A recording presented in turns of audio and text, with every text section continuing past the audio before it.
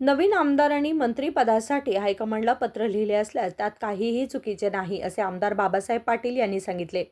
शनिवारी बेळगावमध्ये पत्रकारांशी बोलताना ते म्हणाले की आपण सर्वजण हायकमांड गटातीलच आहोत. मंत्रिपदाची मागणी करणे हा आमचा अधिकार असल्याचे ते म्हणाले.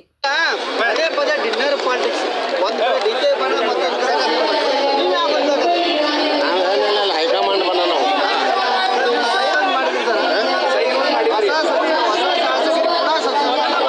ಏನ್ ತಪ್ಪೈತಿ ಕೇಳಕ ವೇರ್ ಆಲ್ಸೋ ಎಫಿಷಿಯಂಟ್ ಕೇಳಿದ್ರಾಗ ಏನ್ ತಪ್ಪೈತಿ ನಾವಲ್ಲ ಯಾರನ್ನಾರ ಮಾಡ್ರಿ ಅಂದೇವು